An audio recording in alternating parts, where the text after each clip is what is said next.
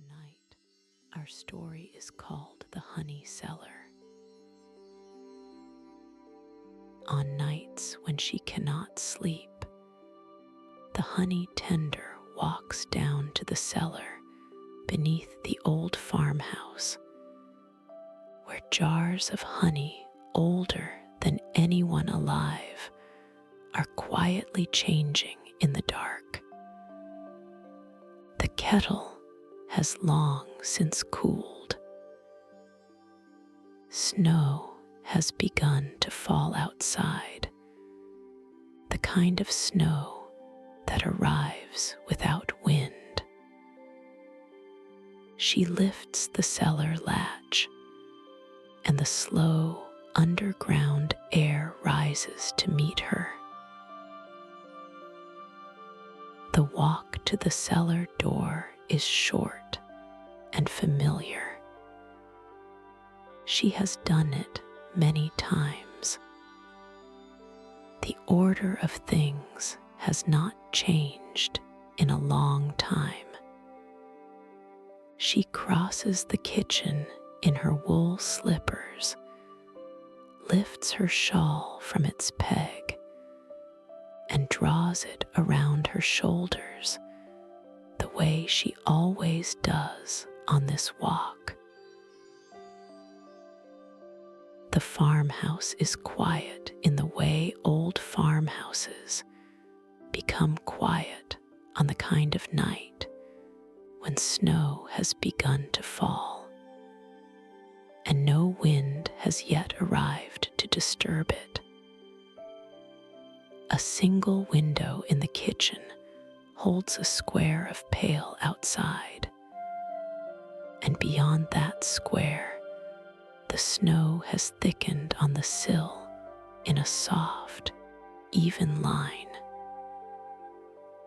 The honey tender sets her cup on the wooden draining board, where it makes the small sound a clay cup makes against worn pine, and she stands for a moment with her hand resting on the rim. The kitchen around her is a small room of well-used things. A long pine table runs down its center, scarred faintly at one end where years ago a knife slipped during the cutting of an apple. The chairs around the table are mismatched and gentle. A row of copper pans hangs above the stove, polished only enough to keep them honest, dulled at the edges by long use. A bowl of dried apples sits on a wooden shelf.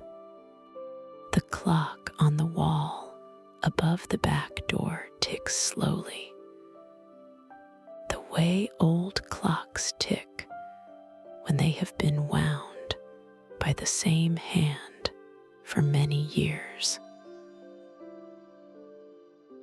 She is an older woman, the granddaughter of the cellar's first keeper, and she does the rounds twice a year, once in late summer and once in deep winter.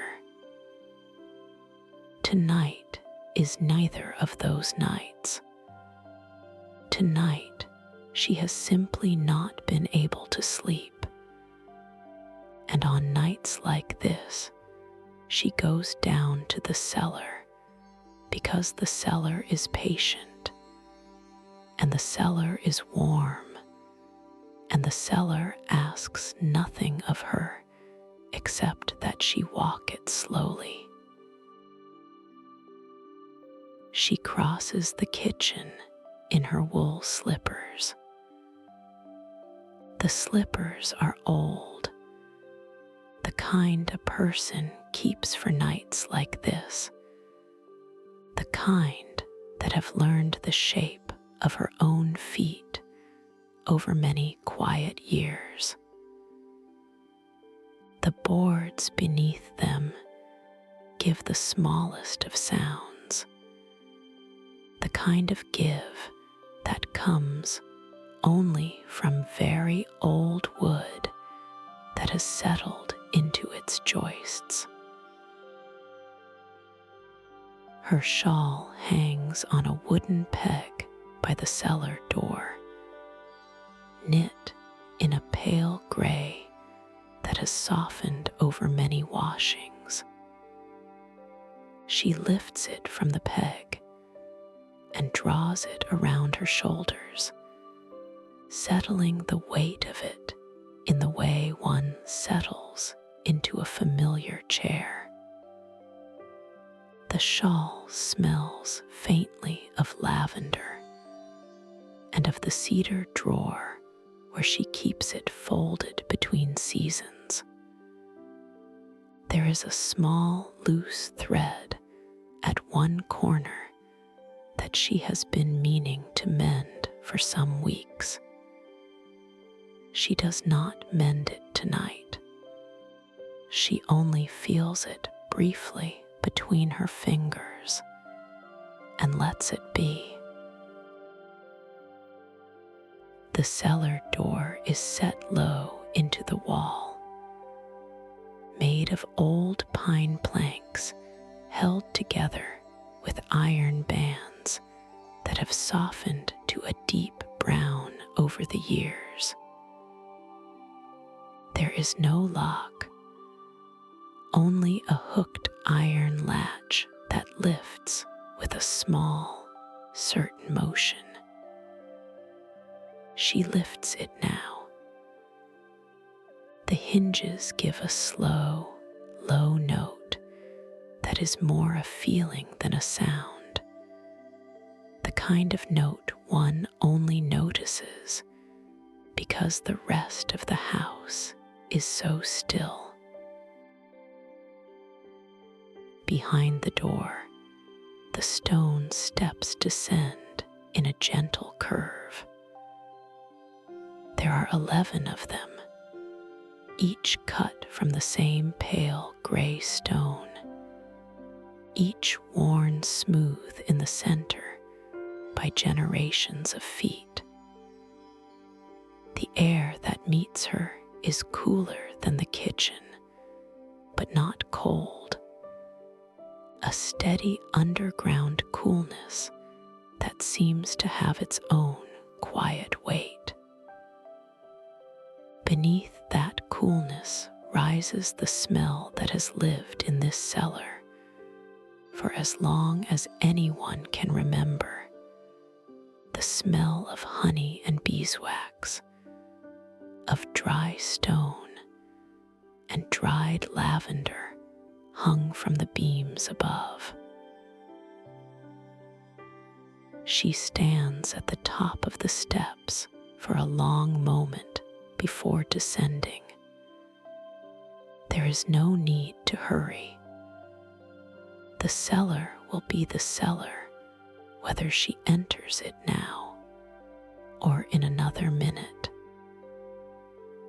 She lets the air from below rise around her, lets it settle the kitchen out of her shoulders. Her hand rests on the inner side of the door frame. The wood there is worn into a shallow, soft curve where many hands have rested in this same way over many quiet years. She takes the small ember pot from its niche just inside the door. The ember pot is a covered clay vessel no larger than her closed hand, and inside it, a single coal from the kitchen stove still glows softly, banked in fine ash. The clay is warm against her palm. She holds it for a moment feel the warmth move into her fingers, the slow, soft transfer of heat from one held thing into another. She carries it down the first 3 steps, where the brass lantern hangs from a hook screwed into the stone of the wall. The lantern is the kind that her grandfather used, brass with a chimney of clear glass and a small reservoir for oil. She lifts its glass with one careful finger. She tips a sliver of ember from the pot onto the wick. The wick catches with a small, soft hush, a gentle yellow tongue rising and steadying itself, and she lowers the glass back into place. The lantern hangs from its iron hook, swaying very slightly, and the light it gives is the color of slow honey, warm and soft and round at the edges. The brass body of the lantern has 1,000 small marks on it, the soft scratches of years of careful handling. She runs one fingertip along the curve of its base. The metal is warm where the flame is, cool below. She does not lift the lantern from its hook yet. She leaves it there to settle into its burning, the way one leaves a kettle to come to its own slow boil before pouring. She returns the ember pot to its niche on the upper step and continues down. The remaining steps come to her one by one, and she counts them softly within herself, the way she counts most familiar things, not aloud, but in the manner of footfall and breath. 8, 9, 10, 11, and the floor of the cellar meets her feet, smooth flagstones laid by hands long gone. The flagstones are pale gray, like the steps, but worn smoother still by the longer service of being walked upon and not climbed. They have settled into the earth beneath them in the way old stones settle, without seam or shift, simply held. Her wool slippers make almost no sound on the stones. The cellar receives her quietly. The cellar opens around her, low-ceilinged and longer than it is wide. Stone walls on every side, wooden shelves along all 3 of the inner walls, a work table of pale oak in the center. Above the work table hangs a second lantern, larger than the first, also brass, also lit from the same lineage of small, careful flames. She crosses to it now. She lifts its glass. She touches a slim wooden taper to the flame of the lantern she carries. and from the taper she lights the second lantern, the one over the work table, the one that holds the room. The second lantern brightens slowly, the way old wicks do when they have not been used for several days. Its light reaches the work table and pools there, soft and amber. From the work table, the light reaches a little further, brushing the nearest shelves, glinting faintly off the rounded shoulders of glass jars. Beyond that, the cellar darkens gently, not into blackness, but into a deeper amber that softens at the edges. The wooden ceiling above the work table is lower than the ceiling at the far walls.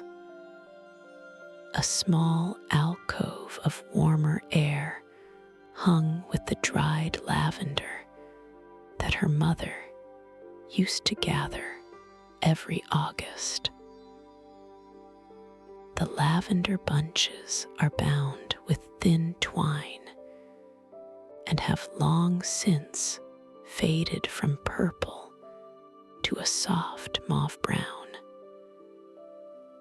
They rustle very faintly when the air moves around the lantern, though there is barely any air moving at all. She looks up at them for a moment. The lantern's light brushes the undersides of the bunches and turns them briefly amber. She returns the first lantern to its hook on the stairway wall. She lets it burn there, a small bright marker by the steps.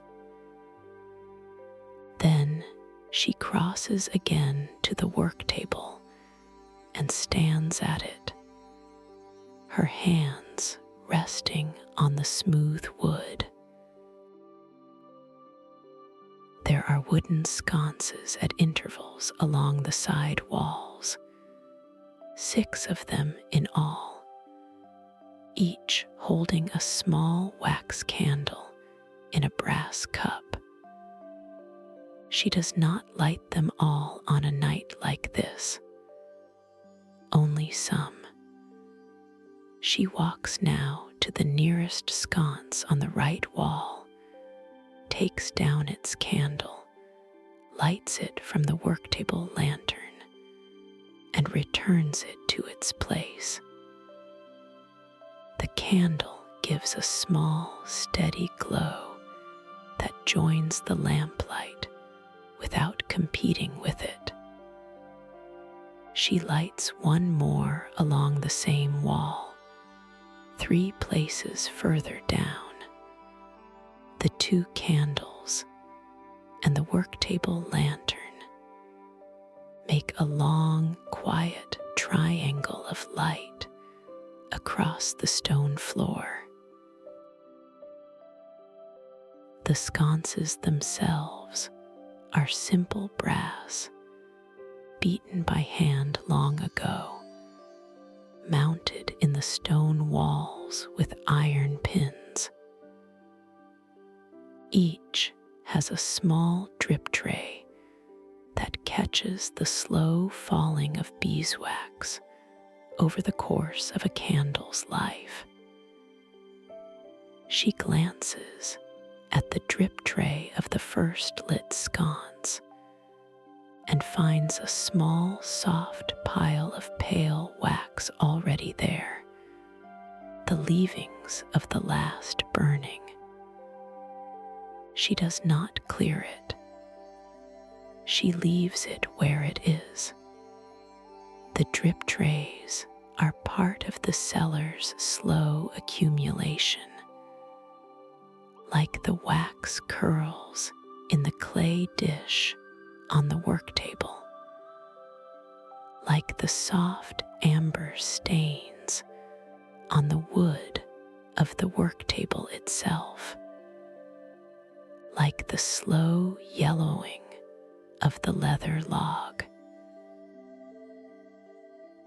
She walks slowly back to the work table and stands there for a moment, taking in the cellar. The amber pool reaches the inner edges of the shelves on either side. The two lit candles make their soft halos on the stone wall behind them. The lantern over the work table is the center of all this light, the small hot heart of the cellar's warmth. It does not flicker. It only glows. The shelves hold the jars. They begin near the doorway with the youngest. This year's pale gold honey in tall amber glass, sealed with cork and waxed at the rim. As the shelves move further along the wall, the honeys grow older, deeper in color, slower in nature. Clay jars, sealed and unmarked except for the date pressed into a small wax tag, hold the honey that has been kept for tasting later. Tall glass jars, broader at the bottom and narrower at the neck, hold the honey that is meant to be looked at, the kind that catches the light and holds it. At the far end of the cellar, on the deepest shelf, sit the jars that no living person has opened. The oldest jars, honey that her grandfather laid down and his father before him. The amber there is so dark it is almost black at the center, but when the lamplight finds it, the center warms and reveals itself to be a deep, slow gold, like the light inside a held breath. She does not begin at the deepest shelf. She begins where she always begins, at the youngest end, near the doorway, with this year's harvest. Her hand rests for a moment on the first jar, a tall amber glass holding pale gold honey clearer than tea. The jar is cool. The cork at its top is sealed with a thin disc of beeswax, smooth and slightly tacky to the touch. She does not lift it. Tonight, she only walks the row, eyes following the jars in their order, fingers brushing the shelf edge as she goes. There are no surprises here. There is no count to be confirmed, no suspicion to confirm or set aside. She is simply walking the cellar, the way one walks a familiar garden in the early morning before anyone else is up, just to see what is there, because what is there is good. The wood of the shelf edge is smooth where her fingers pass. It is the kind of smoothness that comes only from many decades of fingers passing along it in this same way. The grain of the wood is barely visible now, polished gentle by use. Where the shelf joins the stone wall behind it, a thin line of soft brown beeswax has been worked in over the years to seal the joint and keep the cool wall air from drawing dust into the shelf. The wax is faintly warm under her fingertip when she touches it. She does not think of this as old. She thinks of it as kept. She reaches the end of the first shelf and turns to the second. The light from the worktable lantern reaches her gently here, softened by distance. The candles in the sconces cast small twin halos behind her on the stone wall. Her shadow walks with her, slow and unhurried, the only other figure in the cellar. Above the cellar, far above, the snow has begun in earnest. She knows this without checking. There is a particular silence to a snowfall that even stone walls carry, a silence that is its own sound, the sound of countless small, soft arrivals against a soft surface. The cellar holds this silence, deepens it, warms it with honey light. She listens to the silence of the snow for a long, slow moment, then turns to the third shelf, and her work begins. The first thing she does is lift down a soft cloth from a wooden hook by the work table. The cloth is old linen, washed many times, and a thin layer of beeswax has been worked into its weave so that it has a soft, slightly waxy feel when pressed between two fingers. She carries it back to the second shelf, where the jars are 8 months old, the early summer harvest from this year, and begins to wipe them, one at a time. The work is simple. She lifts the cloth and brings it to the shoulder of a jar. She wipes a slow circle around the curve of the glass, and then a longer, slow stroke down the side, and then around the base where dust gathers most. The cloth glides easily, the beeswax smoothing the way. The glass beneath her hand is cool, a temperature that does not change as she works, the steady underground temperature that the cellar has held for as long as it has been a cellar. She wipes a second jar, a third.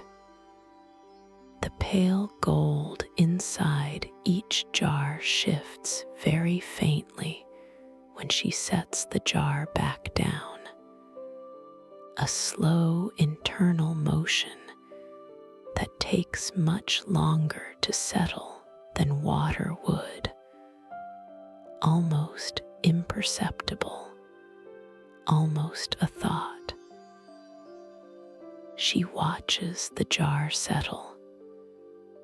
She moves to the next.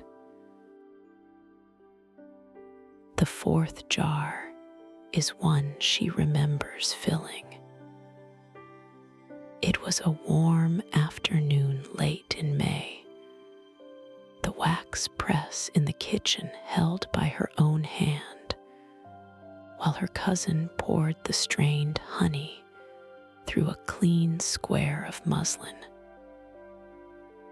The honey, then, was the color of pale straw, with the smallest blush of green about it from the locust trees by the creek. Now, 8 months on, the green has settled out and the gold has come up. The jar feels exactly the same in her hands as it did then, only cooler from the cellar. She wipes the 5th. She wipes the 6th. The cloth's beeswax glide is even and slow. The amber light from the worktable lantern brushes each jar in turn as her hand passes through its glow. There are 12 jars on the second shelf. She wipes each one. Her movements are not slow because she is being careful with effort. Her movements are slow because the jars are still and the cellar is still, and there is no part of any of this that benefits from haste. The wiping has the rhythm of a person breathing easily, in for one jar, out for the next, in for one jar, out for the next.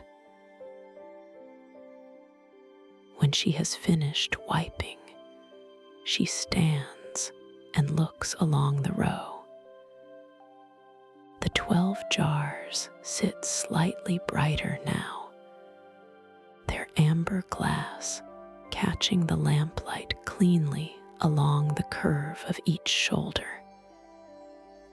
The dust they had gathered, the small soft layer of cellar dust that even sealed jars gather over months, has been gentled away.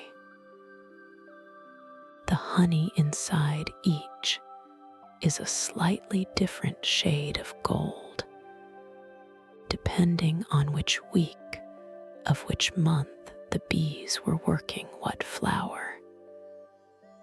She knows the shades. She does not need to read the wax tags to know which is which. When the second shelf is done, she returns the cloth to its hook. She walks back to the work table. Her leather-bound jar log lies where it always lies, at the right side of the work table, beside a small wooden spoon and a beeswax scraper. The log has a soft brown cover that has darkened in places where her hands have rested most. The pages inside are thick and slightly yellowed at the edges. She does not open the log yet. She lifts the spoon instead.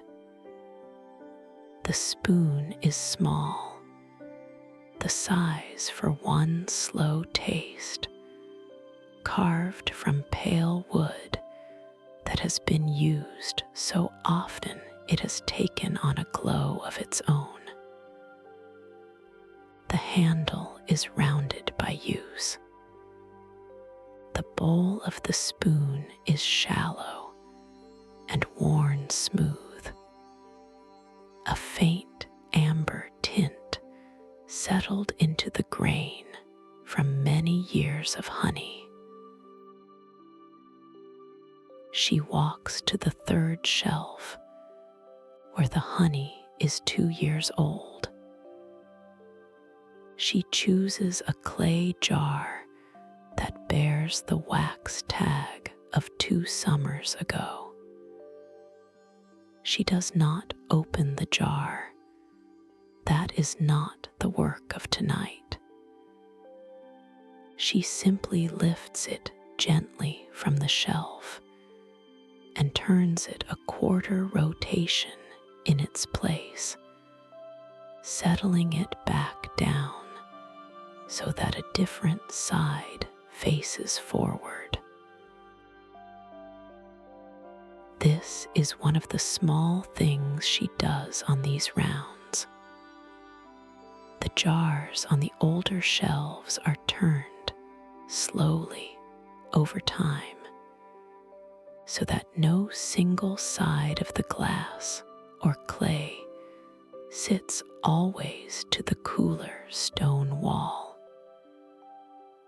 It is an old habit of her grandfather's. He believed that the honey kept evenly when the jar was turned. She has never been certain whether the honey can tell, but the turning is part of how she walks the cellar, and so she turns. She moves to the next jar and turns it. She moves to the next jar and turns it. The jars are heavy enough that she uses both hands, one cupped beneath the base, the other braced gently against the upper curve of the glass or clay. She turns. She sets it down. She turns. She sets it down. The shelf hums faintly with her work, though there is no actual sound, only the smallest brush of clay or glass against the polished wood of the shelf. The clay jars on the third shelf were thrown by a potter in the village 3 valleys over, a man who has been gone many years. His thumbprint, faint and oblong, sits at the base of each jar where he steadied it on the wheel. She has known these thumbprints all her life. She has never met the man whose thumb made them. The cellar is full of small touches like this, the marks of hands that came before, kept by stillness and stone and slow time. She turns the next jar, the next, the next. The work has the rhythm now of a long, gentle song that has no tune, only a measure. The lantern overhead burns steady. The candles in the sconces give their twin halos. Her shadow walks with her as she moves down the row. When the third shelf is finished, she pauses. She rests her hand on the wooden edge of the shelf and looks at the row of jars she has just turned. They look exactly as they did before. This is right. This is what she expects. The cellar has its own slow time, and the cellar's slow time is undisturbed by her quarter turns.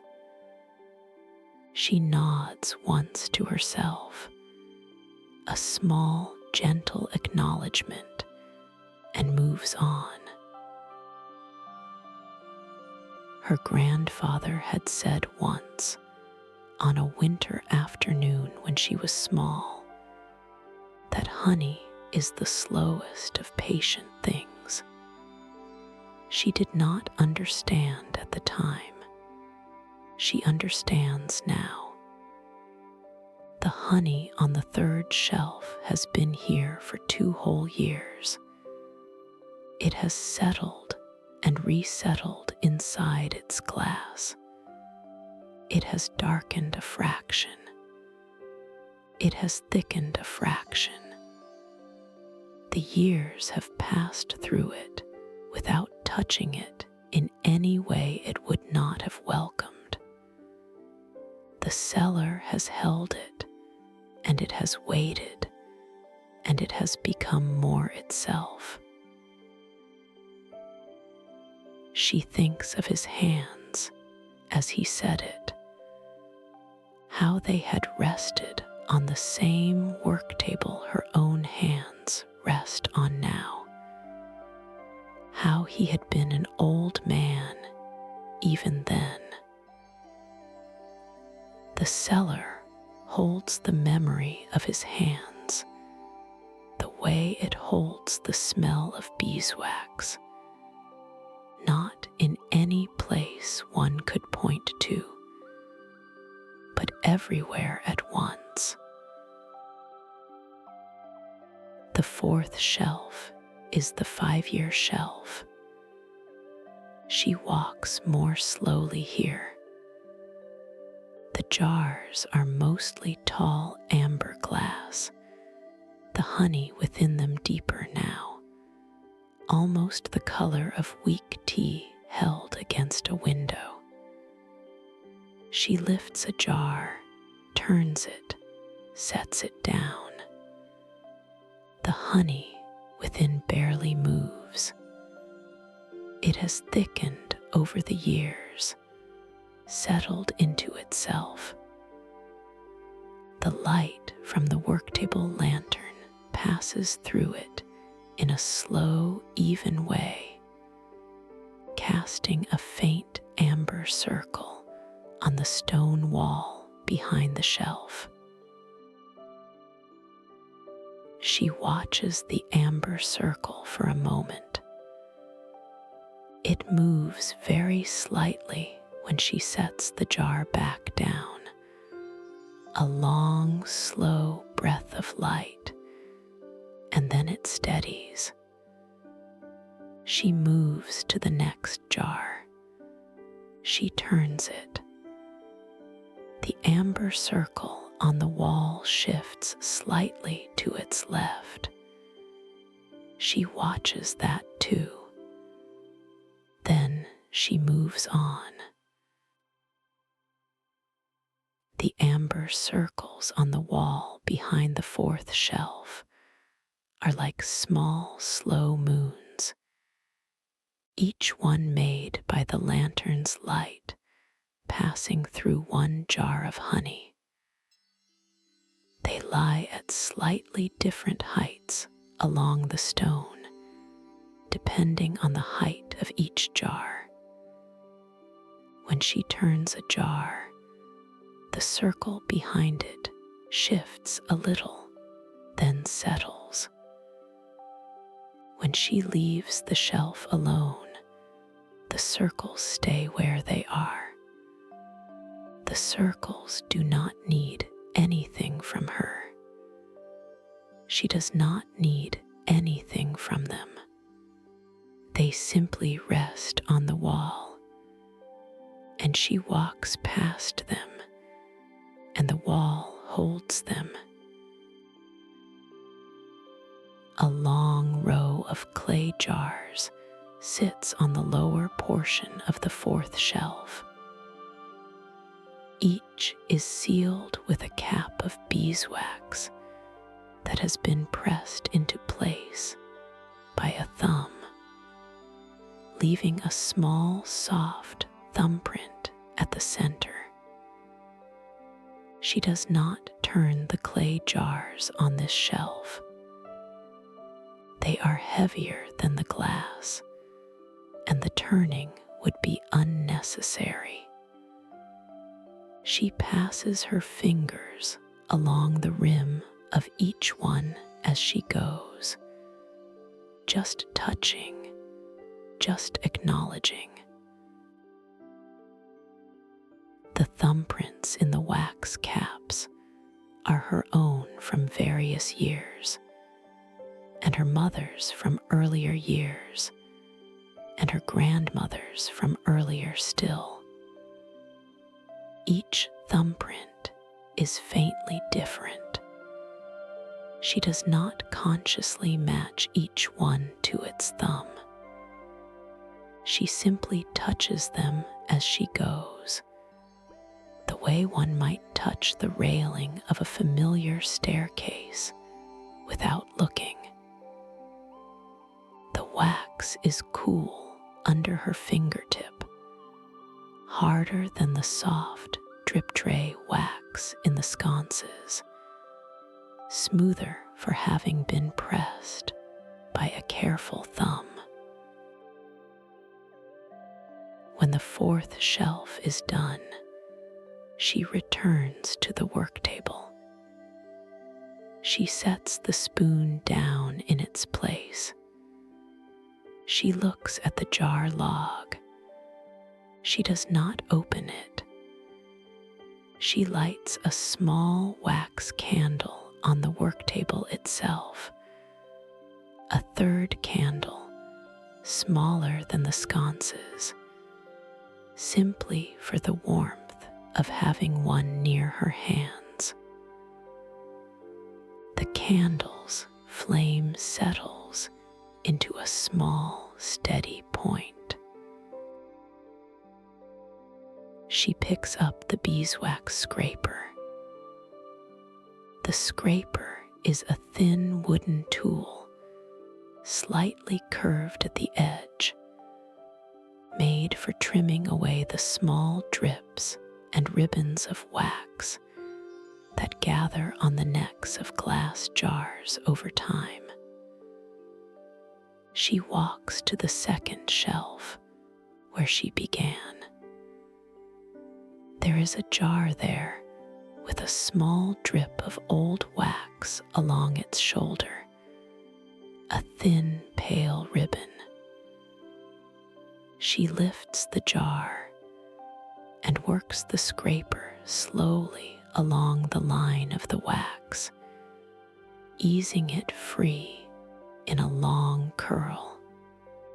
The curl falls into her palm, soft and warm where her fingers cup around it.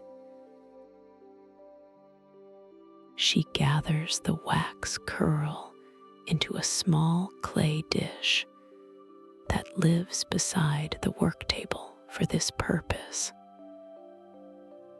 The dish already holds a few earlier curls from her last round, curls that have settled and warmed against each other.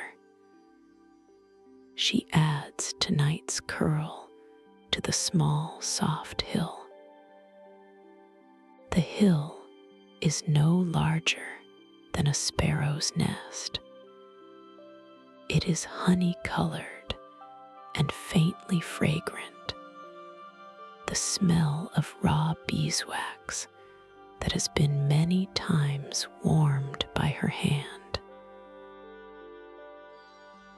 In the spring, when she next comes down for her summer round, she will gather the hill of curls and carry them up to the kitchen, and she will warm them gently in a small copper pan over the lowest of stove flames, and she will pour the soft, warm wax into a small wooden mold, and the mold will yield one round, small cake of beeswax, and that small cake will live on the windowsill above the kitchen sink for some months, until it is needed for sealing a new jar.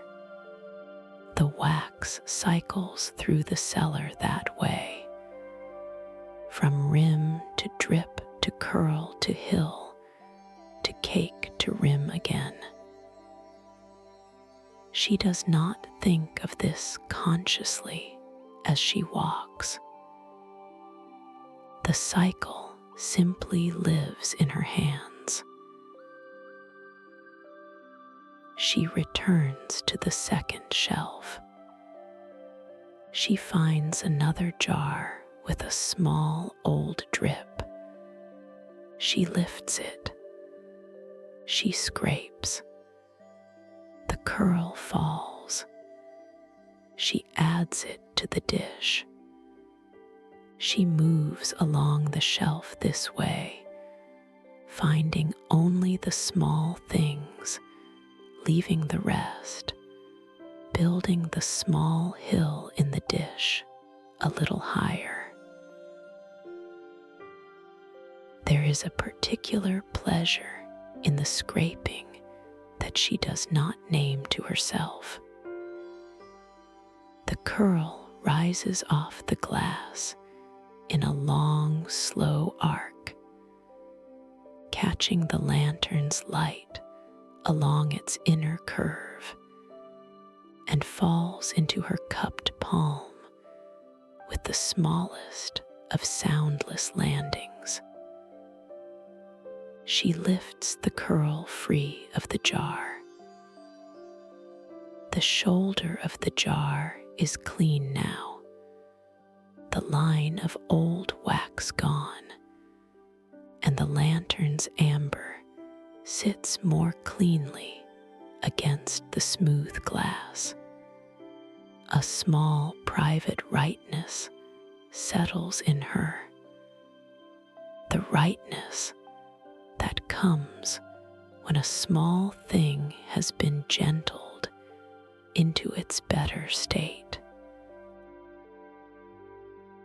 When she has finished with the second shelf in this way, she pauses again at the work table. She rests her hands flat on the oak.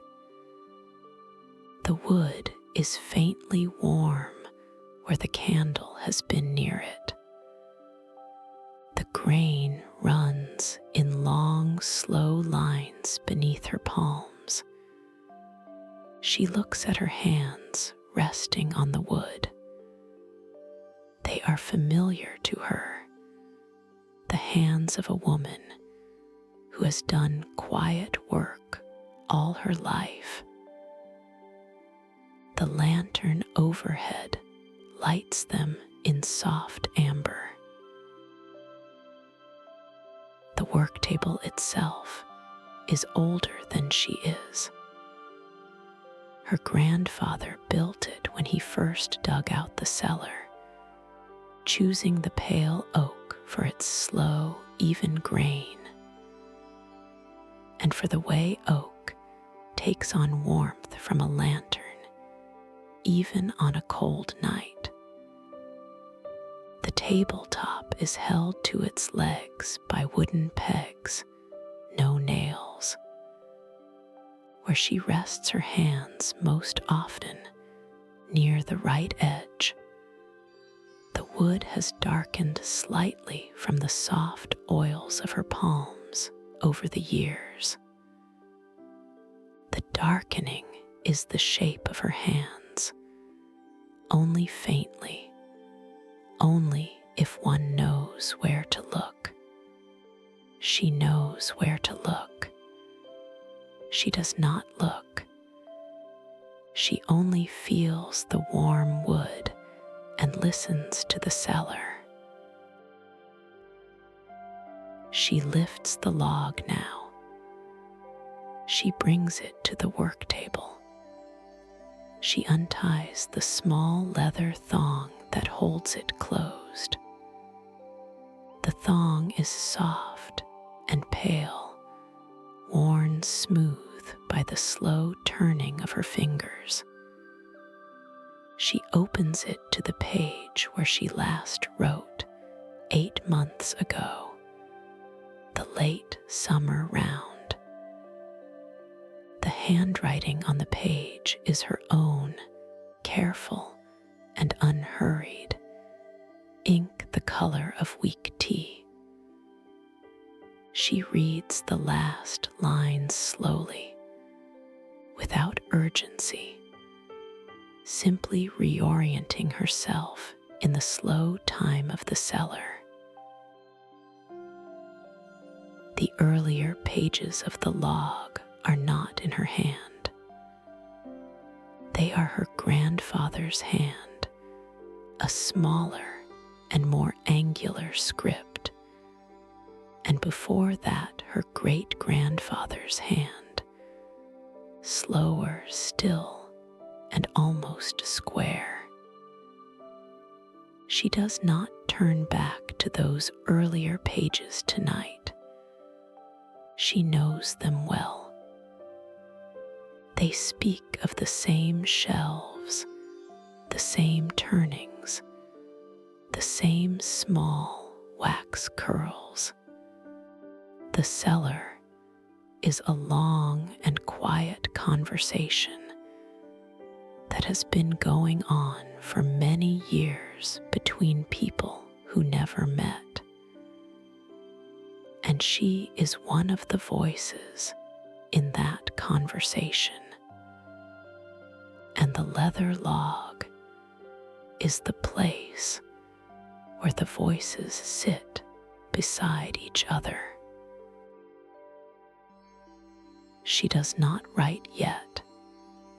She turns the page. The next page is blank. She lays a finger against the empty paper. The paper is soft. She can feel the small fibers beneath her fingertip. She lays the log open at the blank page, ready, and walks away from it for now. There will be writing later, perhaps 1 or 2 lines, perhaps none. The log waits without minding. The paper of the log is the thick old kind, made many years ago by a small mill in the next county that no longer exists. The pages are slightly cream-colored, with a faint speckle of darker fiber running through them like seeds in a winter loaf. The edges are uncut, soft, and slightly furred. She likes the feel of those soft edges under her thumb. She walks the 5th shelf. The honey here is 10 years old. The jars are mostly tall glass, the amber within them deepened further still, a color that takes the lamplight and holds it for a long moment before letting it go. She does not turn these. She only walks. Her hand brushes the wooden shelf edge as she passes, and her shadow walks with her, and the lantern overhead gives its slow, steady light. And beyond and above the cellar, the snow continues to fall in its particular patient silence. Each jar on the fifth shelf has a small wax tag with a year pressed into it. She knows the years by the placement of the jars, but she lets her eyes pass over the tags anyway, the way one lets one's eyes pass over the names on a familiar gate. The years are not large exactly. The years are quiet. They sit on the wax in small, careful numbers, the kind written by a hand that was not in a hurry.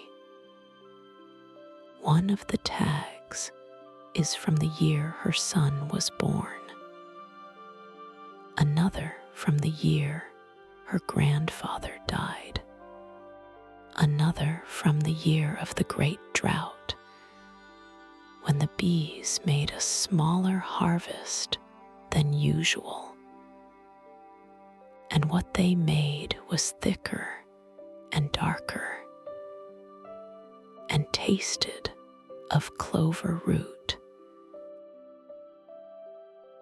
At the far end of the fifth shelf she pauses. There is a jar there that she has watched for many years. It is a tall glass jar of a honey that her father set aside in his quietest year, and the jar bears a small wax tag with his careful initial pressed into the soft wax. She does not lift the jar. She does not turn it. She rests two fingertips on the cool curve of its glass for a long, soft moment, and then she lets her hand fall, and she walks on. The jar will be there tomorrow. It will be there next year.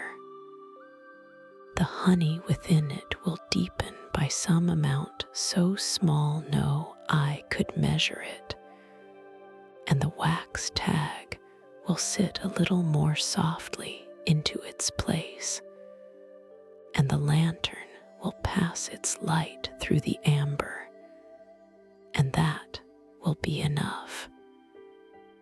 She does not need to lift it. The cellar holds it. The shelf holds it. She holds the cellar in her walking and her looking, and the cellar holds the jar. She reaches the sixth shelf. The honey here is 20 years old. Some of these jars she remembers being placed. She was a younger woman then, helping her grandmother seal each rim with a careful disc of beeswax. The cellar smelled then exactly as it smells now, of honey and beeswax, and dried lavender from the bunches that hung above the work table. The light was the same amber light. The walls were the same stone walls. The cellar holds itself the way certain rooms do, not quite outside of time, but slowed within it. A chamber where the years gather more gently than they do above. She walks the sixth shelf without turning anything. She lets her gaze rest on each jar in turn. Some are clay, some are glass. The clay jars on this shelf are the ones her grandmother shaped at the village potter's. They are slightly uneven at the rims, made by hand, beautiful in the way handmade things are beautiful. She loves them more than she loves the glass jars, in the small, gentle way that old habits become quiet loves. The glaze on the clay jars is a soft cream color, with the smallest flecks of brown across it, like the eggshell of a quiet bird. Where the lamp finds it, the glaze warms to a pale gold. Where the lamp does not reach, it stays a soft cream that almost glows of its own. Her grandmother's hands had been small and quick, the kind of hands that knew clay the way some hands know bread. The jars on this shelf carry the small dimples and slight asymmetries that come of being made by such hands. One jar leans a little to the left at its rim. Another has a tiny pinched ridge where the clay was joined. A third bears the smallest impression of a fingernail near its base. She knows these flaws as if they were her own. She passes her hand along the rim of the leaning jar and rests her fingertip in the place where her grandmother's nail once pressed. The light from the worktable lantern reaches the sixth shelf at a soft angle. The amber color passes through the glass jars and lays soft circles on the stone wall behind. She watches one such circle for a long moment. It is the color of weak tea, the color of pale honey, the color of a fire seen through closed eyes. The circle does not move. She does not move. The cellar holds. She does not think of it as a circle exactly. She thinks of it as a soft amber bloom on the stone, a thing the wall has been given by the lantern by way of the honey. The wall accepts the bloom. The honey gives the bloom. The lantern gives the honey the means. None of it is meant to be looked at. She looks at it nonetheless, because looking is one of the things the cellar invites, and she has come down tonight to be invited. When she is ready, she walks back to the work table. The lantern overhead gives its slow, steady light. The candles in the sconces give their twin halos. The candle on the work table gives its small, steady point. She lays her hand on the cover of the leather log. She does not open it yet. Above her, far above, the snow falls in its particular patient way. She can feel the silence of it through the stone, She thinks of nothing in particular. She lets the cellar be the cellar. She lets her hand rest on the soft brown leather. She lets the lantern hold the room. She returns to the work without hurry. There are 7 shelves in all.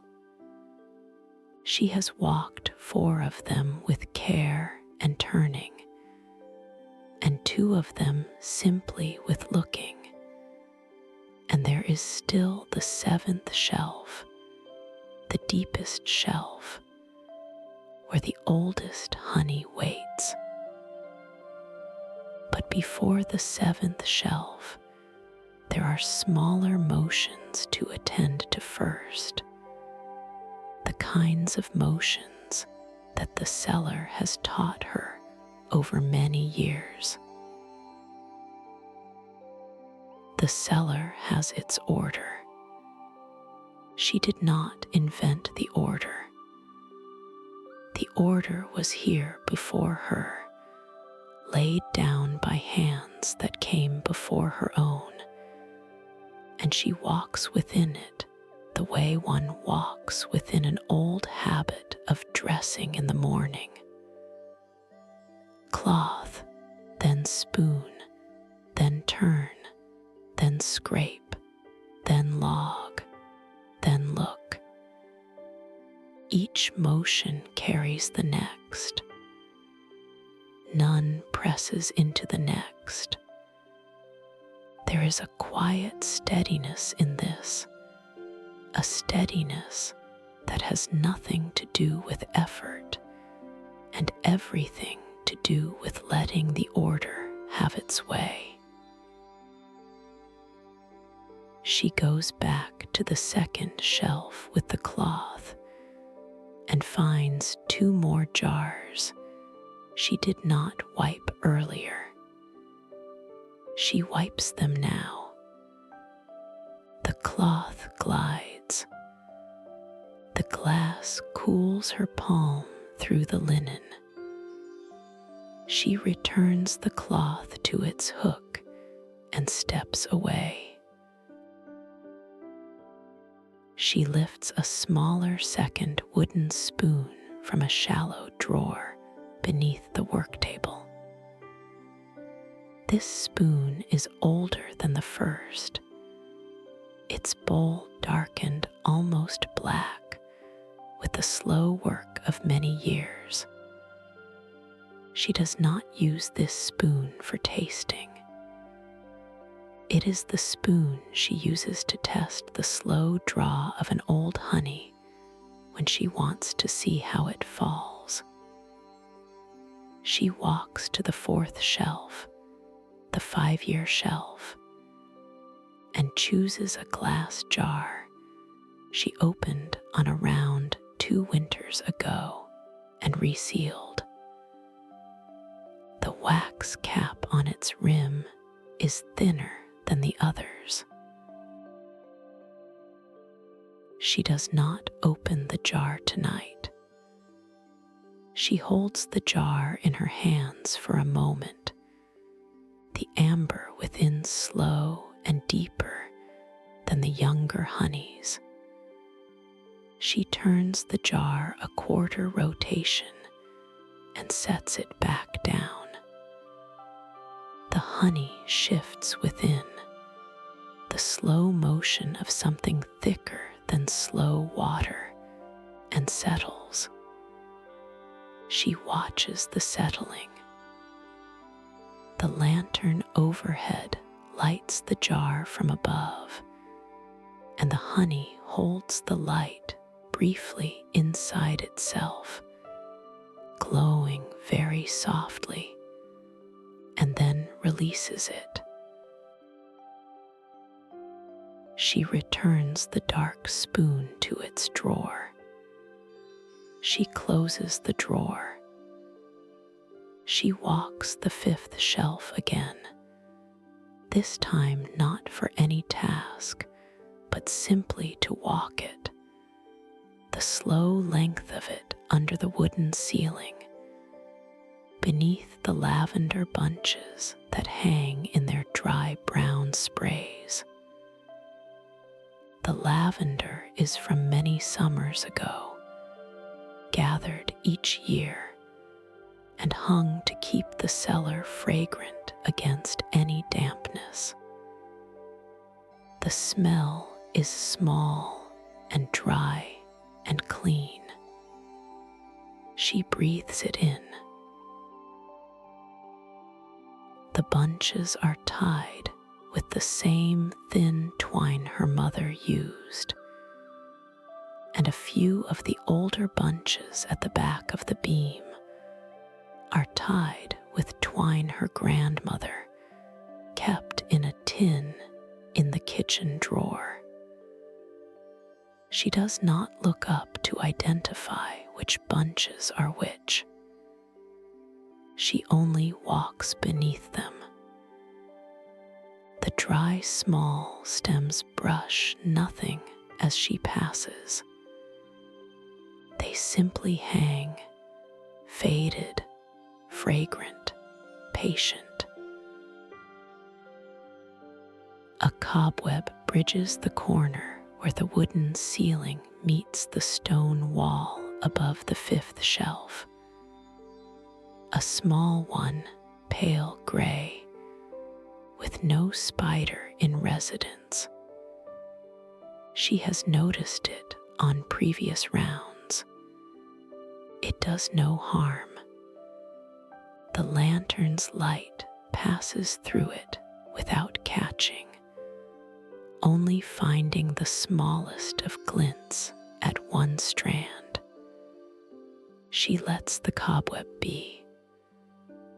The cellar has its small, quiet residence, even in the deep cold of winter, and the cobweb is one of them.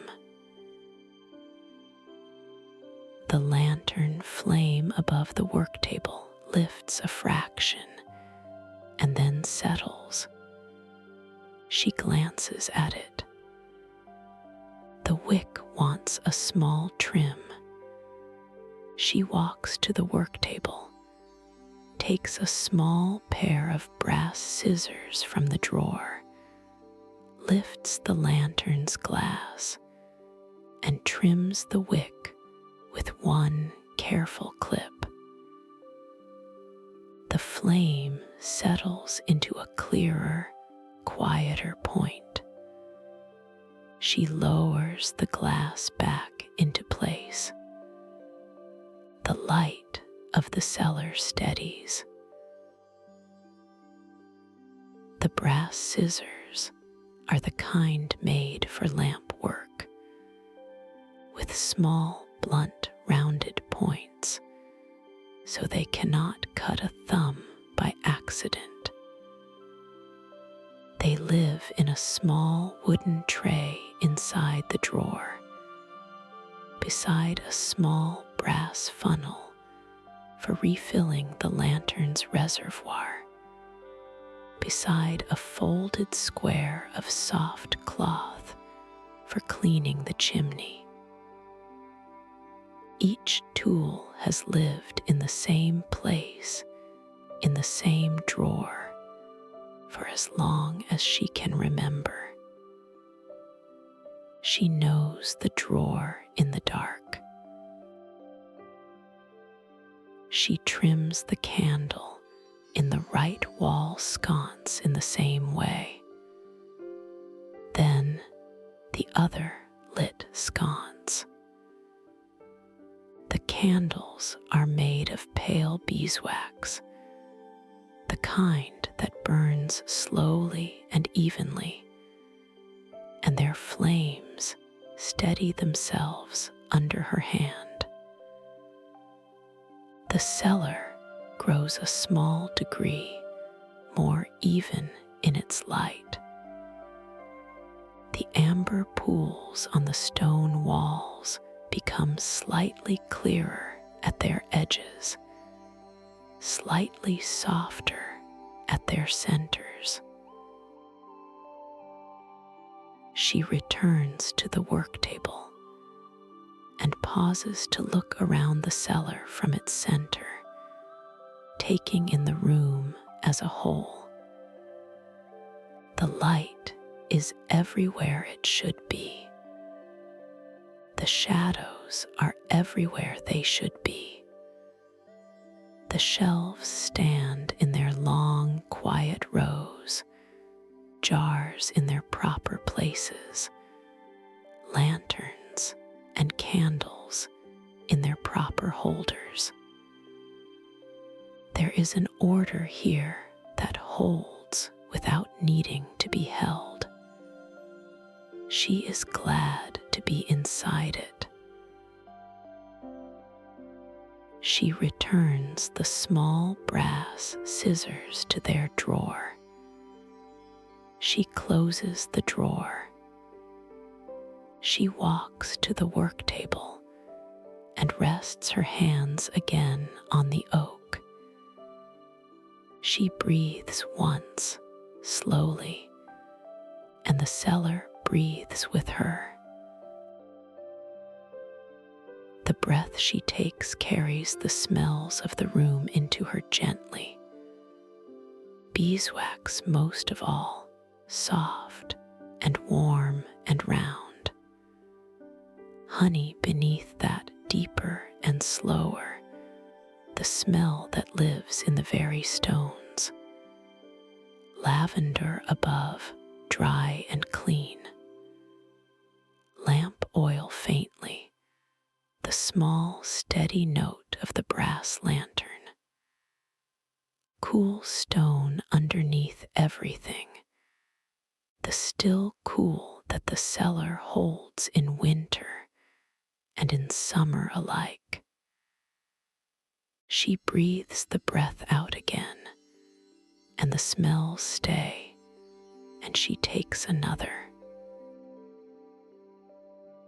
She has reached the part of the rounds she likes most, the part where there is not very much left to do, but the cellar still asks for her presence. She walks to the 7th shelf now, the deepest shelf, where the oldest honey lives. The light reaches more dimly here, softened by distance. The amber pool of the lantern barely brushes the front edge of the jars. The 7th shelf sits in the deepest part of the cellar, where the stone is coolest and the air the most still. It is the only shelf set into a small alcove of its own, a low arched recess in the stone wall, made when the cellar was first dug. The arch above the recess is shallow, almost a curve.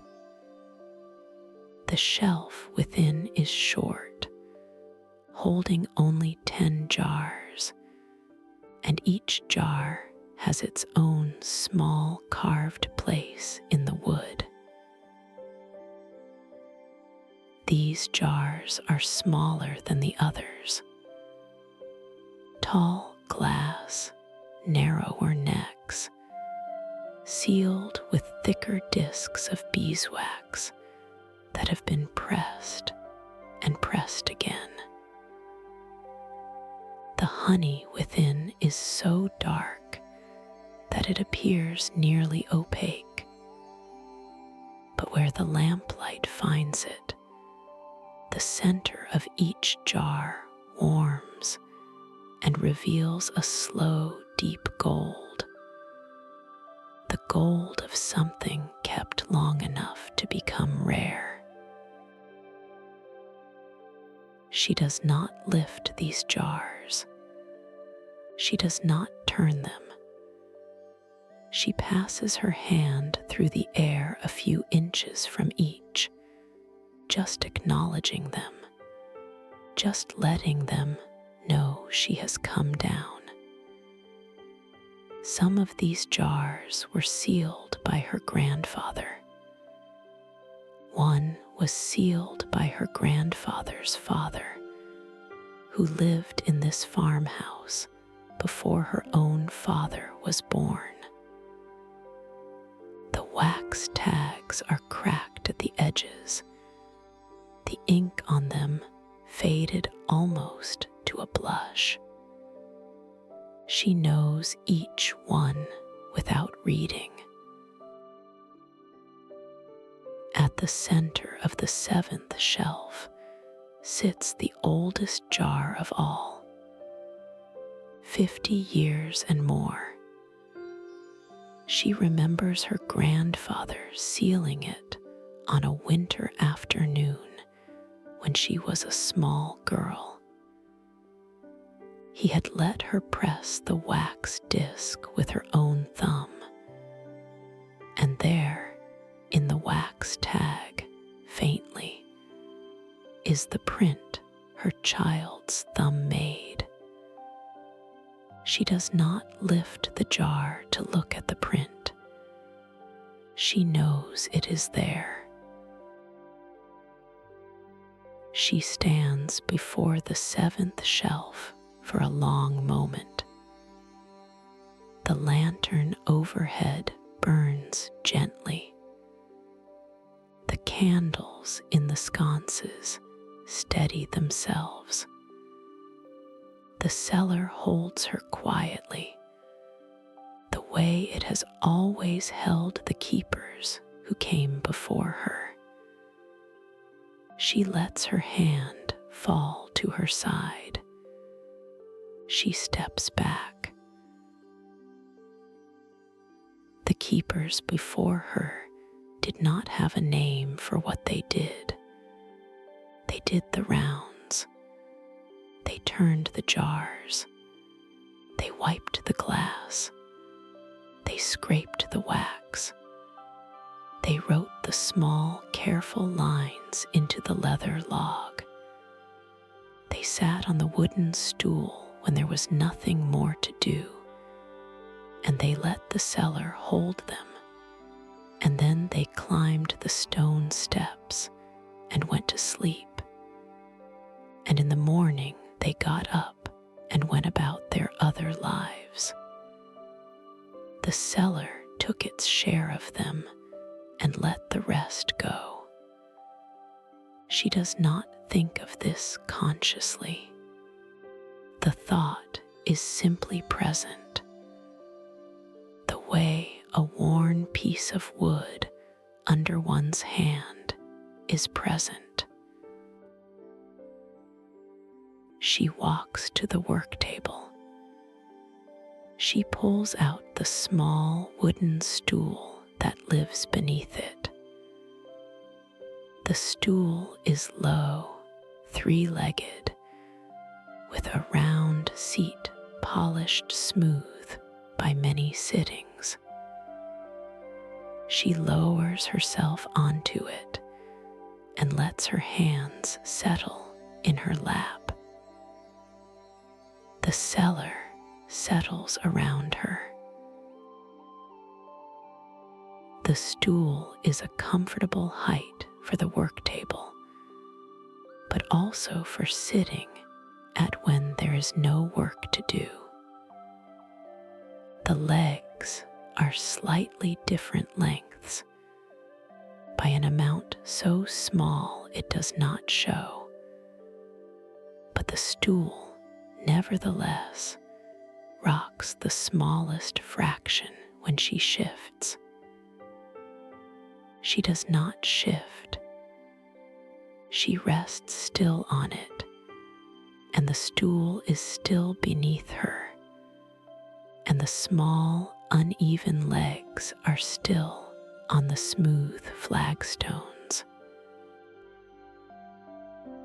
The lamplight is warm above her head. The candles give their small twin halos. The smell of beeswax is steady and round. The smell of honey is older and slower, a smell that lives in the very stones of the walls now, that has lived in them longer than she has been alive. The smell of dried lavender drifts down from the beams. She breathes slowly. The cellar breathes with her. Above, far above, the snow continues to fall. She knows this. It is the kind of slow, soft snowfall that does not announce itself, that simply gathers, that lays itself down inch by patient inch. She thinks of the snow on the kitchen window sill. She thinks of the snow on the slate roof of the farmhouse. She thinks of the snow on the apple trees in the yard, on the wooden lid of the well, on the long, low fence that runs down to the road. Each surface receiving the snow gently. Each surface giving it the resting place it needs. She thinks of the small barn at the edge of the orchard, its roof slowly whitening, the hay inside warm and dark. She thinks of the path from the kitchen door to the barn. No footprints on it tonight. Only the smooth, pale line of snow finding the path the way snow does. She thinks of the stone wall along the field, its top growing softer as the snow gathers. She thinks of the meadow beyond, its grass long since cut and bundled, its surface becoming a slow, pale field of moonless light. She thinks of the bees, asleep in their hives in the orchard, their cluster a slow, warm wheel inside the wood. She thinks of the queen at the center of the cluster. She thinks of the soft, warm hum that is barely a hum, the long, slow keeping of warmth through the winter. She does not need to go to them. They keep themselves. The cellar keeps itself. The snow keeps itself. The hives stand in a small, uneven row beneath the apple trees, 6 of them, each with its own slow, steady heart. They have stood in those places for many seasons.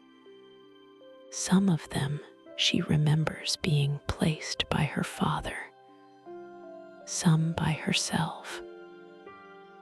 The wood of the hives has weathered to a pale, soft gray. The snow gathers on the lids in small, even cushions. Inside, the bees do not know about the snow. They know only their own warmth and the warmth of one another, and the slow, careful work of being still through a cold time. She rests her hands on her knees. The wool of her shawl is warm against her shoulders. The stool is steady. The light above is honey-colored and slow. She rises after a while. She walks to the work table. She picks up the wooden spoon, the small one for tasting, even though she will not taste tonight. She holds it in her hand. The handle is worn smooth by years of her grandmother's hand and her mother's hand and her own. She carries the spoon to the third shelf. She rests it against the rim of one of the clay jars there, a jar that holds the honey of the year her daughter was born. She leaves the spoon balanced gently against the rim for a moment. Then she lifts it and carries it back to the work table. She sets it down in its place. The gesture is one she has done on quiet nights for many years. The spoon goes to the rim of one chosen jar, rests there briefly, returns. There is no purpose to it that she could name, only the small private rightness of having touched something to something else. The cellar is full of these small private rightnesses. They are part of how she walks through it. She lifts the leather log. She opens it to the blank page. She lifts the small ink pot from the work table.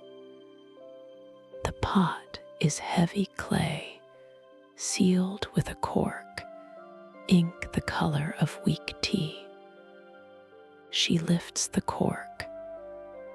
She dips a fine quill from the small slot beside the ink pot. She writes one slow line at the top of the page. The line is a date and a single word. The line takes her perhaps a minute to write, the quill moving softly across the paper. She blots the line with a small piece of soft cloth that lives beside the ink pot for that purpose. She does not write more. She closes the log. She ties the small leather thong loosely around it. She returns the log to its place at the right of the work table. She returns the quill to its slot. She seals the ink pot with the cork. The motions are unhurried, the kind of motions that have been done in this exact order, in this exact place, by hands not her own for longer than she has lived. She walks to the second wall. There is a single deeper shelf below the others, against the wall closest to the stairway, that holds a row of tall amber jars set aside for the slow-looking. The honey in these has aged for between 30 and 40 years. The jars are taller and broader than the others. They are placed there because the lantern, when it is lit, casts its light cleanly through them and onto the stone wall behind, and the slow amber takes the light and holds it. She crosses to this shelf now and stops in front of one jar. The jar is broad-shouldered and tall. Inside, the honey has settled to a deep amber, almost the color of dark tea. She kneels very slowly until her face is at the level of the jar. She looks through the jar at the lantern overhead. The lantern's light enters the front of the jar. It travels through the slow amber.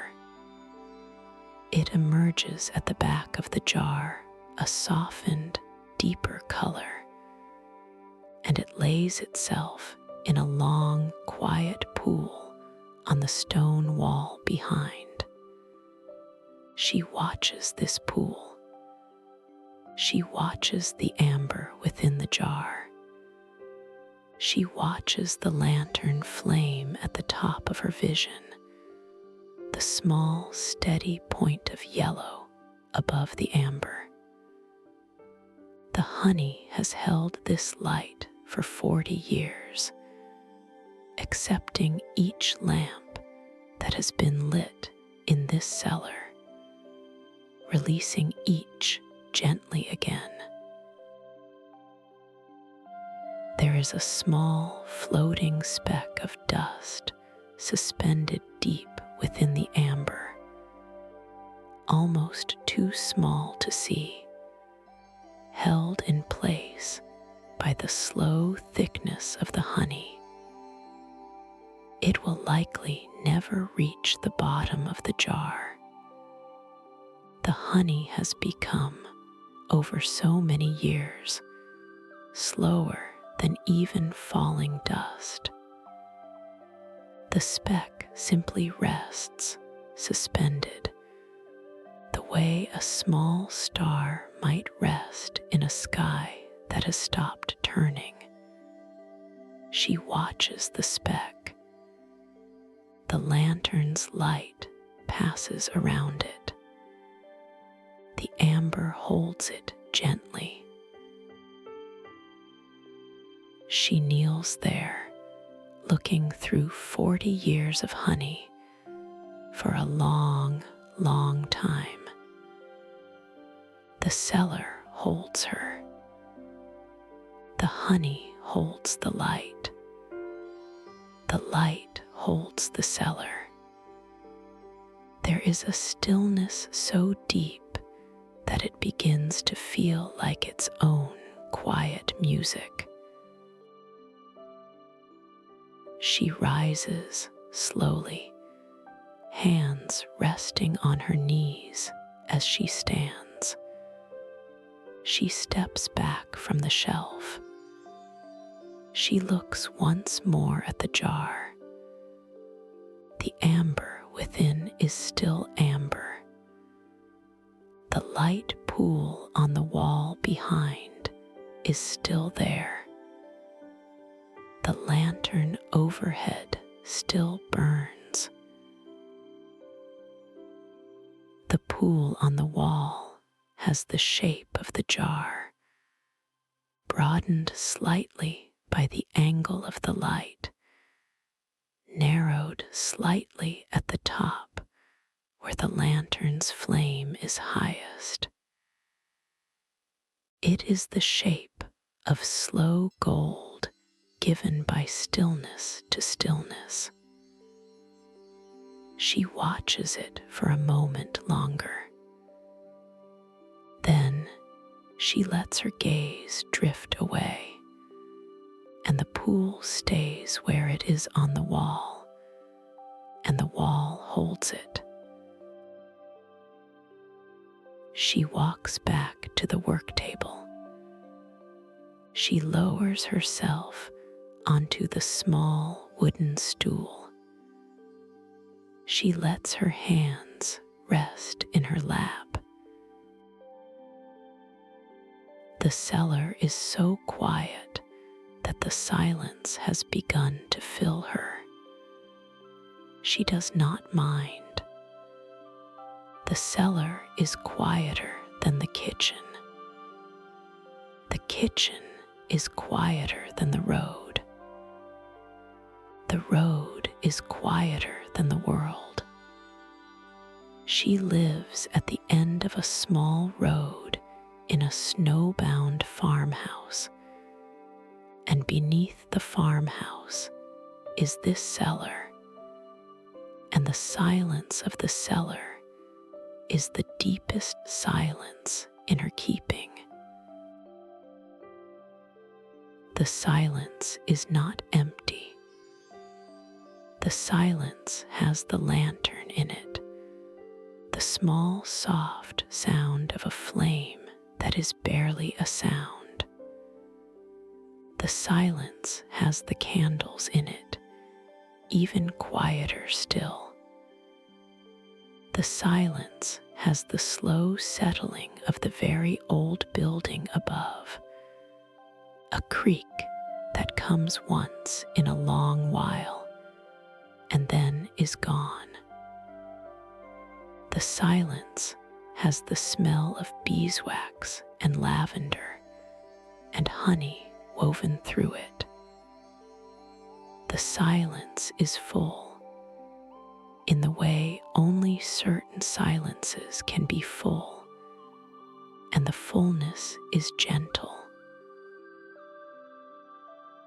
The candle on the work table burns lower.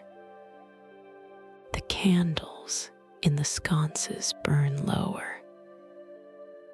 The lantern overhead is steady.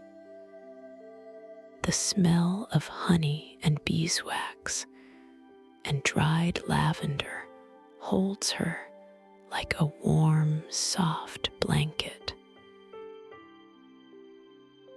Above, the snow falls.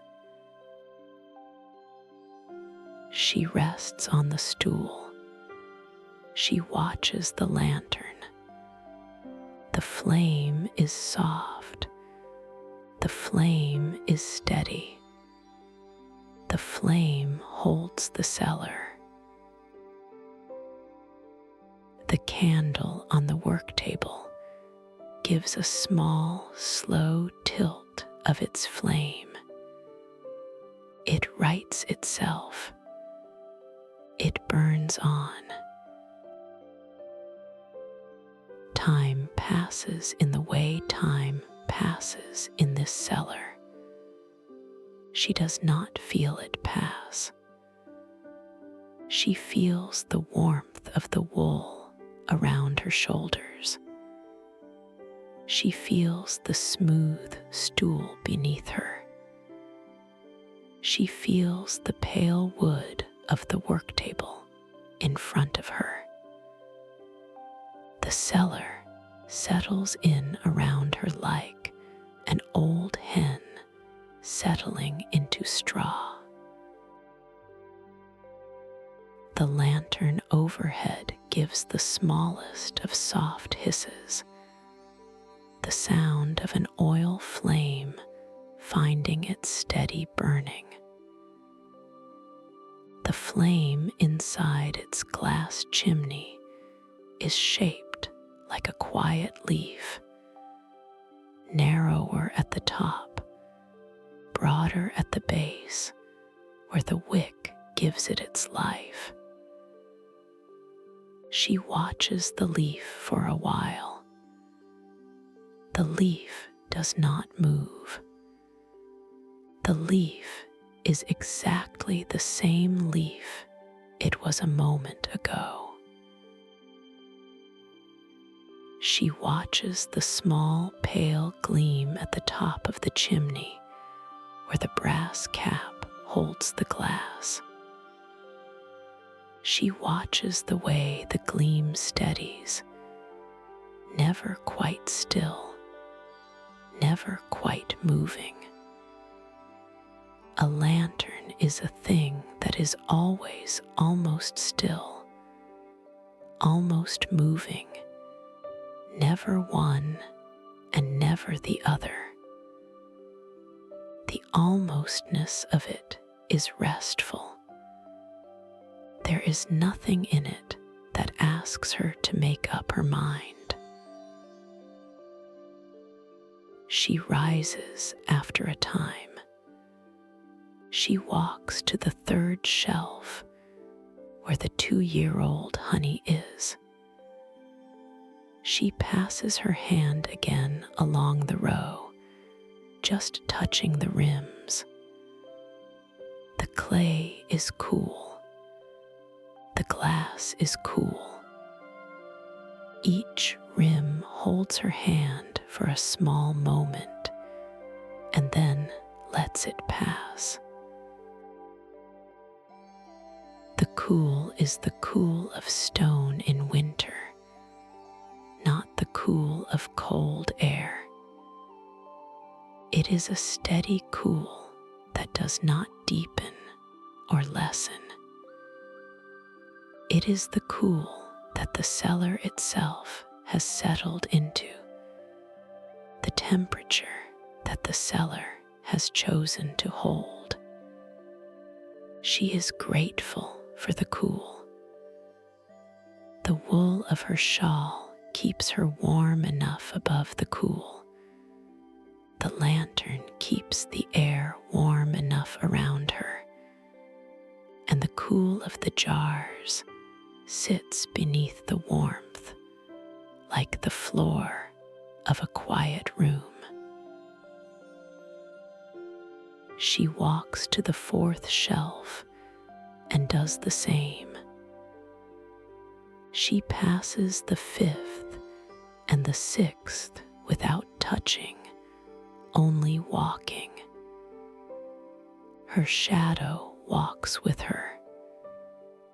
The lantern overhead does not waver. At the 7th shelf, she stands again. She does not lift her hand this time. She only stands.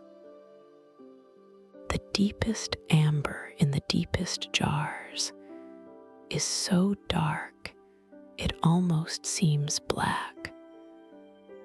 But where the lantern finds it, the center warms and reveals a slow gold the way an ember in old ash reveals itself when breathed on.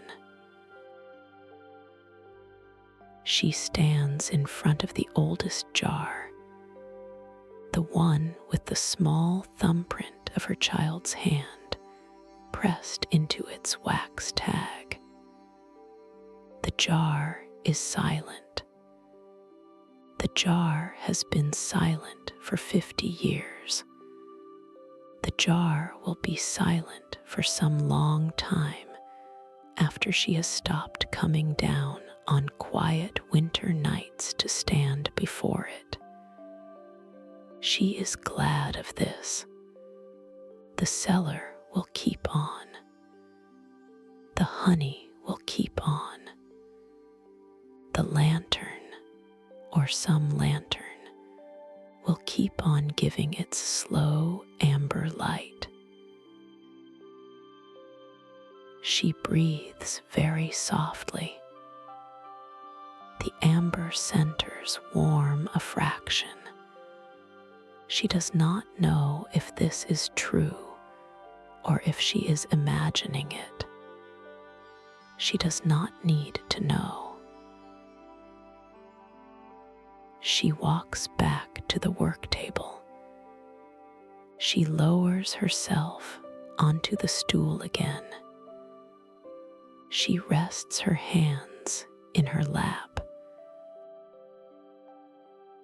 The cellar around her is unchanged. The shelves are unchanged. The jars are unchanged. The lantern is unchanged. The candles are slightly lower. That is all. Time passes here in the smallest of ways. A fraction of wax, a fraction of oil, a a slow softening of the edge of one circle of light against one stretch of stone wall. She is glad that this is so. The candle on the work table has burned down to half its previous height. The candles in the sconces are lower as well. The lantern overhead is steady because it is fed by the small reservoir of oil and will burn long after the candles have gone. The wax of the work table candle has gathered in a soft, pale cup around its flame, the way beeswax gathers when it has burned for a while. A small ribbon of the wax has eased itself down one side of the candle and stiffened halfway along its run, pale and gentle. She does not touch it. The candle will finish in its own time, and the wax cup will hold the last of its small flame, and then the flame will quiet. The smell of beeswax in the room has deepened. The warm, soft smell of slowly burning beeswax that comes when a wax candle has been lit for a long time. It is the smell of the cellar she has known her whole life. The smell of honey is woven into it. The smell of the dried lavender above is woven into it.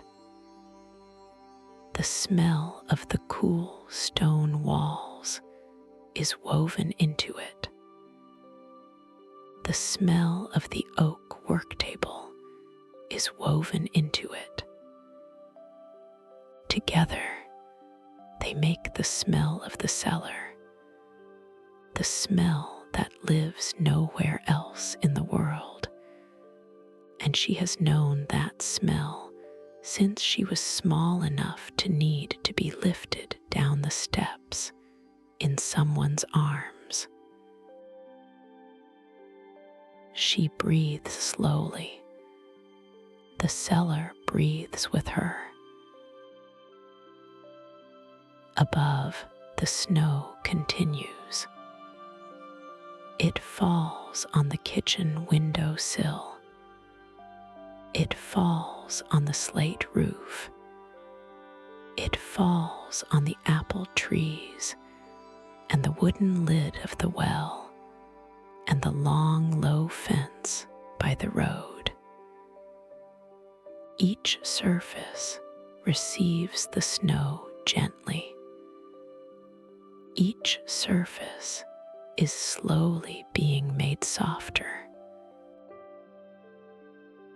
In the cellar, the light is amber. The shelves hold their jars. The jars hold their honey. The honey holds its slow gold. She rests on the stool. The wool is warm. The stool is steady. The lantern is soft. She watches the lantern. She watches the shadow of the lantern's chimney on the stone ceiling. The shadow moves only with the small breath of the flame. She sits there for a long while, long long enough that her thoughts have stopped arriving, long enough that the cellar has closed gently around her, long enough that the candle on the work table gives a small last clean flicker, settles, and continues, steadier now and lower. She rises. She walks to the right wall sconce, the one she lit first. The candle there is short now, a small round glow inside the brass cup. She does not extinguish it. She only looks at it. She presses one fingertip very gently against the soft, warm wax of the sconce body, just to feel the warmth of the brass. The brass is warm. She lets her hand fall. She walks to the second lit sconce, 3 places further along the right wall. The candle there is also short. She does the same. She does not extinguish. She only looks.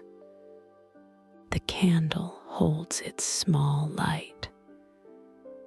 The brass cup holds the candle. The wall holds the cup. She walks back to the work table. She does not sit yet. She stands at the work table and looks down at it. The leather log lies tied. The wooden spoon lies in its place. The beeswax scraper lies in its place. The small brass scissors lie in their drawer. The ink pot is sealed. The candle on the work table burns gently, slow and short. She lays her palms flat on the wood. The oak is warm beneath her hands. The grain runs in long lines beneath her palms. The grain has been there longer than she has, longer than her grandfather, longer perhaps than the farmhouse itself. The wood is patient. The wood has been patient for a very long time. She lifts her hands from the wood, one at a time. She walks slowly to the wooden stool and lowers herself onto it. Her shoulders relax beneath the wool. Her hands fold gently in her lap. Her feet rest flat on the smooth flagstones. The cellar holds her. The lantern above the work table burns steady. The amber pool of its light reaches her shoulders, her hands in her lap, the toes of her wool slippers. Beyond that pool, the cellar is amber too, a deeper amber. And beyond that deeper amber is the soft outer dark, where the 7th shelf waits, and the oldest honey holds its quiet gold. She closes her eyes for a moment. The lantern's light is still warm against her eyelids. The shelves are still around her. She opens her eyes again. Nothing has moved. Nothing was ever going to move. The candle on the work table burns lower. The candles in the sconces burn lower. The lantern overhead burns on.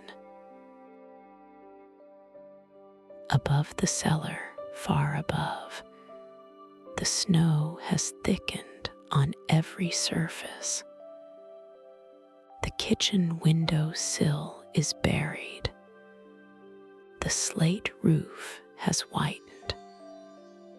The apple trees in the yard hold cushions of snow on every branch. The wooden lid of the well has become a soft, pale dome. The long, low fence by the road is a long, pale line in the dark. The orchard is white. The road is white. The world above is being patiently made soft. In the cellar, there is only the lantern and the candles burning low, and the smell of honey and beeswax and lavender, and the slow amber light, and the woman on the stool with her hands folded in her lap. As she sits, the cellar settles further around her. The lantern softens as she breathes. The candle on the work table burns down to a small, soft round of wax around a low, blue-edged flame. The candles in the sconces are smaller still. The lantern overhead burns on, steadier than the others, slower to spend itself.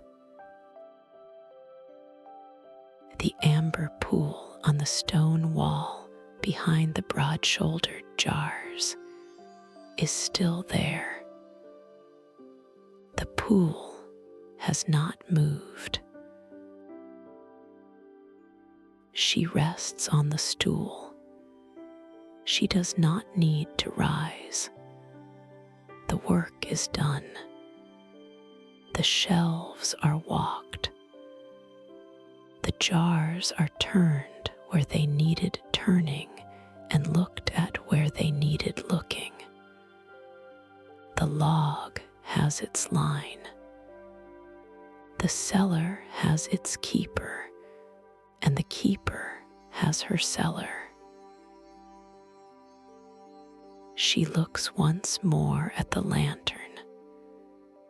The flame is small now, the steady kind of small that means it could burn another long while.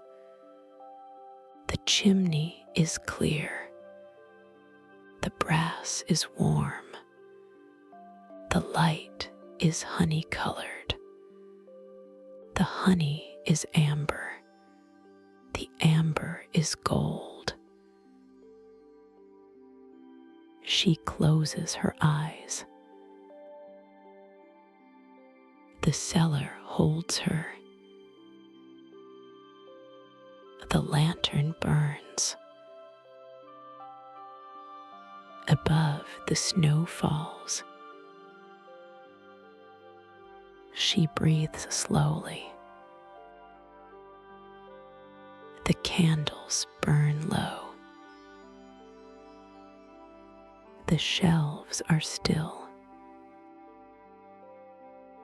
The jars are still. The honey is still. The lantern is steady.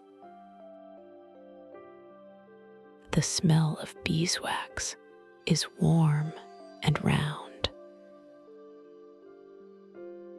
The smell of dried lavender is small and dry and clean. The smell of honey is the oldest smell in the room, the smell that has lived in the stones longer than anyone alive. As she rests, the wool of her shawl is warm. The stool is steady.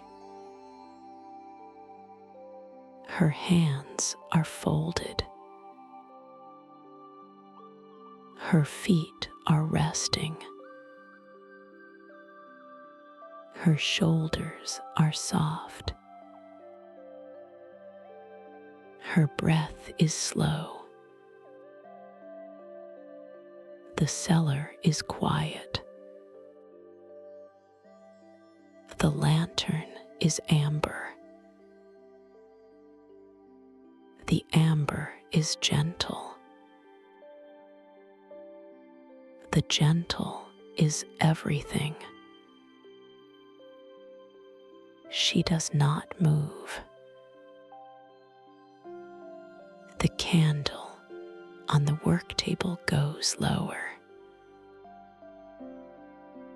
The light in the room shifts very slightly as the candle gives its slow last warmth.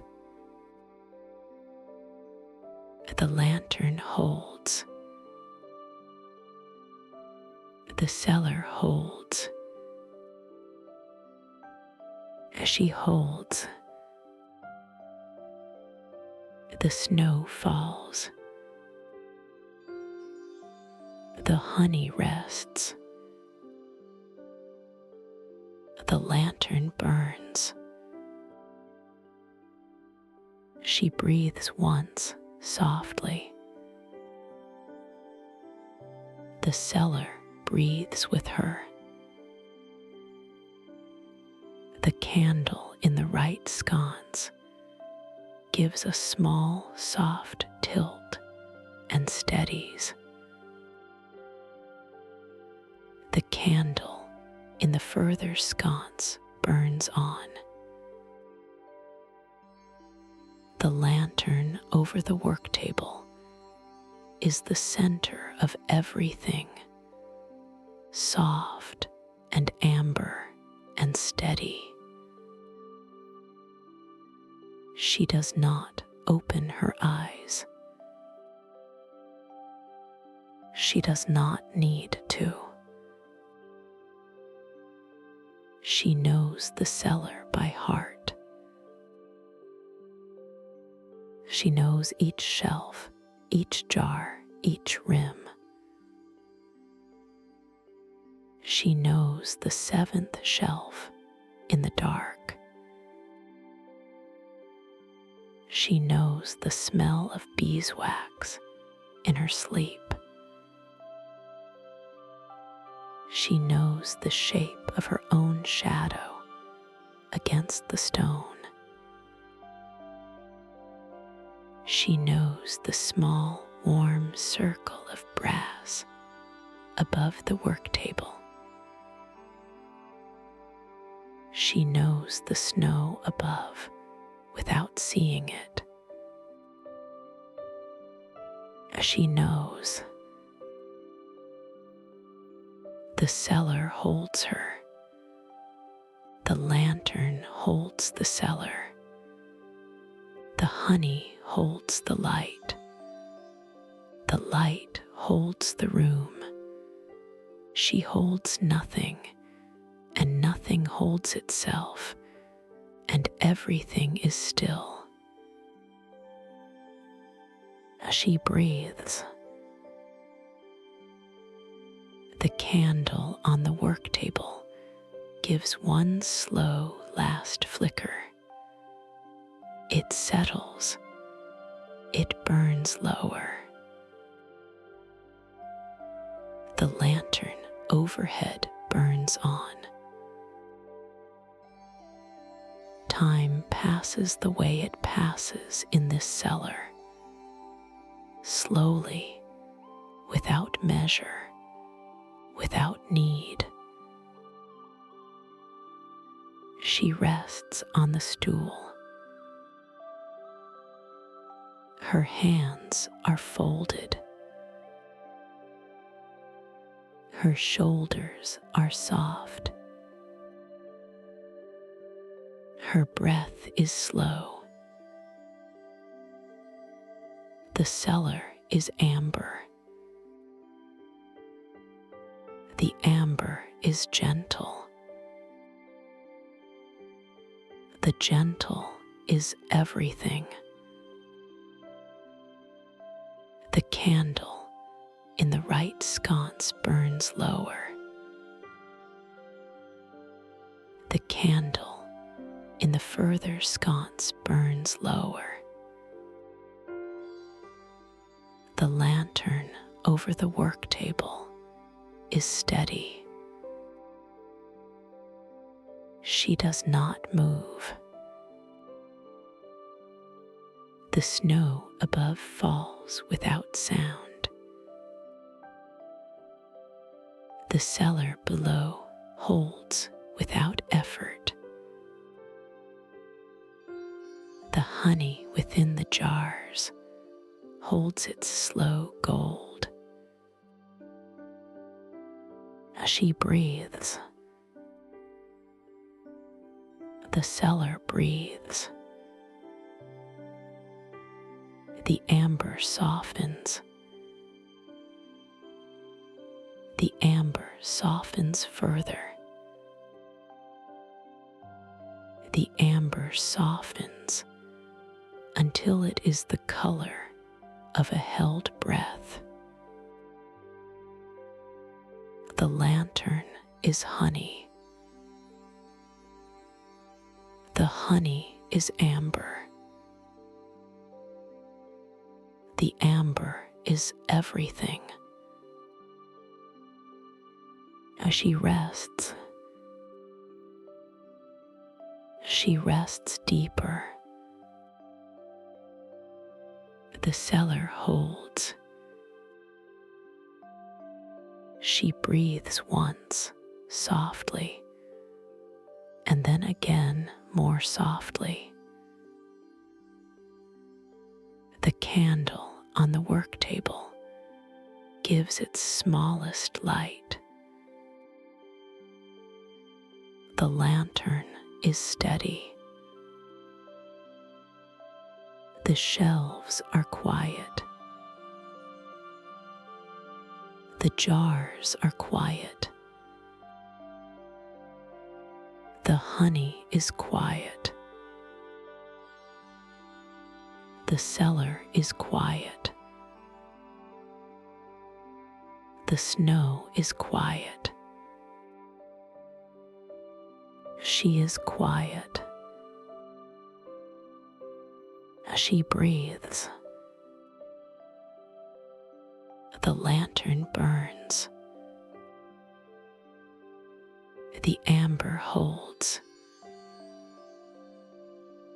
The gentle is everything. As she rests, the honey rests. The cellar rests. The snow falls. The lantern burns. As she breathes, the candle gives its last slow softening. The lantern is steady. The cellar is amber. The amber is gentle. As she rests, as she rests, the cellar holds her. As she breathes, the lantern burns. The snow falls. The honey holds its gold. She breathes once more. The lantern is steady. The amber is gentle. As she rests, the cellar is quiet. The snow is quiet. She is quiet. The lantern burns. The honey holds.